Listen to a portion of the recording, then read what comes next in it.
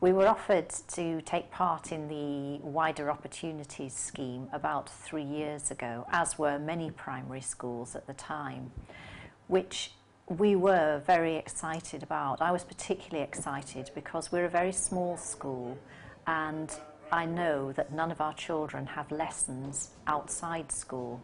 So although we do music within school, there was nothing more than that, no specialist teaching. We decided we were going to have a wind band, which includes wind instruments and brass. And then from that, we have a mass of instruments brought into school, which we hire for the children, and they tend to sort out what they would like to play. So that probably takes at least half a term whilst they have a go on lots of different instruments. The children start when they go into year 3, so they'd be 7. But I have to say that the excitement starts to build a long time before that. Now that we've developed a culture of learning music in school, towards the end of year 2, there's a big buzz coming from that class as to what instrument they're going to choose for next year. They've seen the success of the year 5-6 band, and the younger children wish to be like that. They're desperate to be the same, to be able to play like they do. When I first heard about the scheme, I was horrified and I thought it sounded horrendous, I have to say, because the very thought, for somebody who spent 20 years teaching 2 or 3 people at the most at one time, to teach an entire class and to teach disciplines of instruments which I'm not a specialist in, just seemed utterly terrible, actually. And I thought all I'm going to be doing is allowing them to develop bad habits, which is a big danger. And, you know, doing stuff which one day they may have to go and unlearn if they want to become better players and to take lessons. But you can guard against that, and the more I do it, the more I can see the value in it. If you're practising by yourself, you don't really have the bass or the harmony. So you can't hear what it sounds like altogether. If you go wrong, you can just find where you're up to, and then because everybody's still playing, and if they get it right, you can just follow on. The benefits are enormous. First, you have an instrument that you have to be responsible for, and they are enormously proud of the instruments. We don't seem to have any damaged, so they're very proud of them. You have to learn to bring them on the right day. You have to practice at home. My sister, she's really good at playing saxophone. She helps me. So often I'll hear that, say, a year 6 pupil who's kind of, doing better has taken under their wing somebody who's just started learning, or I come in, I'll hear them teaching somebody else. The acceptance that it doesn't matter if you go wrong sometimes, that everybody goes wrong sometimes, and just by having another go, you'll probably get it right, and they're really good at that. So very supportive of each other as well. Builds teamwork as well, because we perform as a band and we need everybody to turn up at the right time, on the right day, ready to go. Because you get to practice listening to what everyone else is doing, so you have to concentrate on what in your music and everyone else. Yeah, so you kind of more works as a team a bit more as well. This isn't with any kind of encouragement from the staff at all. About 8 or 9 of them, all brass players, meet for one lunchtime a week, and they'll do their own thing, and they're forming their own band, and it's absolutely fantastic to hear that just going on. And it's good on so many levels. There's the older ones who are taking responsibility, and they're showing the children what to do, the younger ones. And so often for a younger child, they don't want to listen to any old teacher.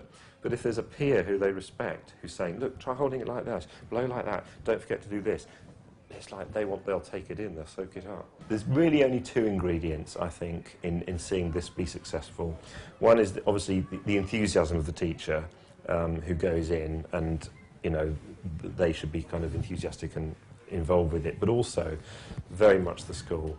Because if I turn up at a school for an hour and do all the best I can to cajole the children to practice, take them home, to have a go at it, to try different things, if it isn't being endorsed by the school, by the teacher there, by the head, the kids will immediately pick that up. And I think, okay, well, this is Mr. Price's thing. This isn't a school thing. It's the inclusivity of it all, that all the children get the opportunity to have a go. It's those children that are not confident, that are there in the middle of it, they're having a go, And it's the least confident that are actually sometimes shining. Suddenly you find children who struggle with maths and English, who are superb musicians, so it's a great leveller. Not only do they play when I come in for the hour that I have with each session, Julie Hardcastle, who would be the first to admit that she never knew a note of music before I turned up, although actually I have to say she's learned an awful lot in the last year or so, actually takes the bands 8:30 in the morning before school starts. She'll get them in and they come in and she takes a band rehearsal with both bands. It's just those children who wouldn't ever put themselves forward, the ones that are quite happy now to put their hands up and have a go at the solos, where, you know, if you'd asked them 6 months, a year ago, whether they were prepared to stand up there and do it on their own, they'd have just not wanted to, they'd have resisted it. I think it's fair to say that I am noticing a kind of change in attitude, or a sort of an increased maturity really in them doing what they do. I think it's like the more they do it, the more they begin to appreciate that actually what they do is something quite special. Yesterday we did. We did a big concert yeah. at high school. And like we've never done it before. Like, No, all like, the curtains open. It was the quite curtains. scary because the curtains were like open. Yeah. I'd never done it like that before. But some other times it's fine because it's just like a normal. You're just playing in some front of some people, but. Like yesterday, like the curtains opened and then there was like loads of lights like shining on you. And they were playing like a piece of music that they had only practiced 3 times. Yeah. And I have to say, we unashamedly look for any opportunity for them to perform in public because they love it. If I can't be there, it's really not a problem. I mean, I know that one of the bands here, they went busking at Christmas. And I certainly wasn't. They just went on the high street. Julie took them, and that wasn't a problem. I don't need to be there at all. I find it quite daunting when I'm supporting the kids on the stage. I find it quite tricky, and I mean they must find it 10 times harder. But they seem to rise to the challenge. They seem to have a really good go, and most of the time they succeed. They do brilliantly. It is quite nerve-wracking, but once you play, you just get into it. But you know, saxophones do get most solos, so. Right. You just stare at your music and don't notice the audience. Yeah. It's quite easy. We play for Christmas festival at the church. We've been paid this year to play in the bandstand for the Pateley show. It's wonderful, the feedback we've had from the community. Oh, lots of really positive feedback. Parents just think it's so good that because it's expensive to have private or group lessons and they're getting it in school. Every child is having the opportunity to do it. Yeah, lots of positive stuff. I would love the scheme to continue, but the scheme as such only lasts for a year, the wider opportunities in music. And the concern that I had was, would we give them a taste of something absolutely wonderful and then not to be able to sustain it for them? Now, I made sure that when we set out, the money would be somehow we would find the money in our budget so that we could sustain it, and we're a very small school. So yes, I would love it to continue. The governors want it to continue. I know the community want it to continue. Yeah, I think it's wonderful for all the kids to have a go. I mean, it's just an opportunity of a lifetime just to pick up an instrument and have a go. It's been really fun playing the instruments. Yeah. I mean, it has changed. Yeah, it has helped education and stuff. In certain areas, like this one, there's not an awful lot happening musically in the secondary school. Can this be some way of kind of generating music in those schools too? I think the development will come now as our first Year 6 children who formed the band move on to secondary school, and it's how we make the link with the secondary school to develop the band so that it becomes a real link between our two schools, something that we do together. We practice together and we perform together. But I mean, the feedback when we've been to other schools is really positive. I mean, they're just amazed at what the kids are achieving. With having 1 hour's lesson a week as a whole class. So, yeah. We hire the instruments for them. And that's something we'll need to negotiate with the secondary school, that if they're going to keep on learning as they do, then we'll have to look at the hiring of the instruments for them because they haven't bought them. I like the saxophone because I just like the noise that it makes. I like the trumpet because it's quite easy to play, but it is quite hard to play, and I like playing really hard things. Callum actually, he struggles in school.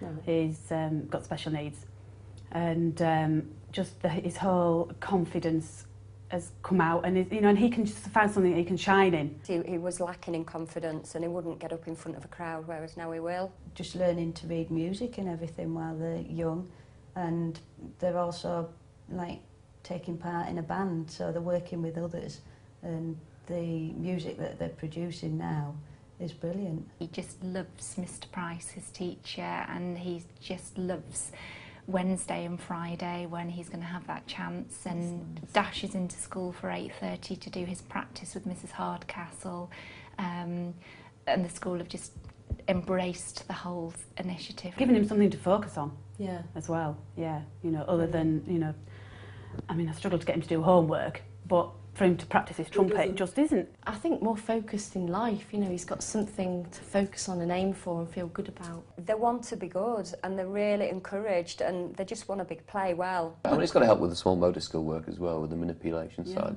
and the hand and brain function. It's got to help. I think there's a massive sort of relationship between music and learning, and the academic side of learning to read notes, and the concentration involved in listening in the lesson and playing the instrument only when you're told to play the instrument. So I can see a huge correlation between learning in the classroom and music development. I think the two go hand in hand. With a crowd, I think it's really scary, but if it's got just in your class, I'm not really that bothered. I think it might be.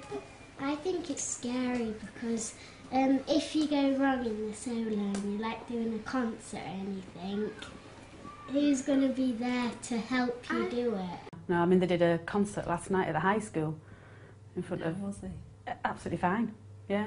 No, they just... It? No, didn't. No. It's unbelievable. It's just like, oh, we're playing tonight, Mum, and that's as much as I get, really. He's just not nervous at all. My eldest, not at all. He's sort of an old hand at it now. Yeah, he loves it, absolutely loves it. Comes away from the performance buzzing. I don't think especially nervous. Obviously, the Year 5's done a lot more than the Year 3. He's yet to perform publicly. They did the first one, they were a bit nervous, but after that they were more giddy than anything and excited, and they look forward to it now. Full of it then, comes home and is just buzzing and telling us all about, and so-and-so played a wrong note, Mum, but I don't think anybody noticed. Because academically, Sol struggled and he found it, but this is really doing well. He's in the Pately Posse and it's really, and he just feels, he's brilliant when he's finished. You can see that the adrenaline's still sort of going, and they're really, they're all very chatty and vocal about how well it went. Buzzing, really happy, yeah, really enjoy it now. A bit of a high. I guess he feels like a bit like Freddie Mercury coming off the stage. And there's that adrenaline rush when you perform in front of 200 people. Again, something I couldn't possibly even do. On a real high, a real sense of achievement, a real sense of satisfaction. How does it make you feel when you see Just really proud. They've got the opportunity to do it, whereas we never did anything like that really when we were little. The first few times it was just amazing. I couldn't believe that Mr. Price had managed to get all these children together that had none of them played music before. So I got a bit emotional a couple of times at the start. Immensely proud.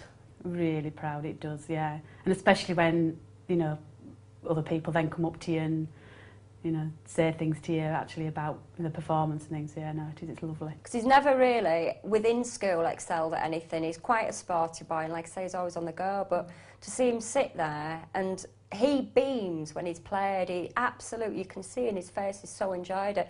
So I'm absolutely, tears in my eyes. Slightly inadequate that my 10-year-old is far exceeding anything that I could even, aspire to do, but very proud, obviously. The ones they do here, they provide for you, so you have to keep them here. So what I've done is I've bought my own so I can carry on, because I'm really into my music. I just think it's another life skill, isn't it, As I say, it should set him up for future life, hopefully. My daughter's a bit older and she missed out on it, and it's such a shame. I think it opened so many doors for them that they wouldn't have had if they'd not gone through this scheme. Do you think you would have played an instrument if you hadn't done this project? Probably not, No. because you'd like have to save up all that money to buy it first. You'd have to like pay for all your private lessons. You won't be able to like start off with easy stuff in a group.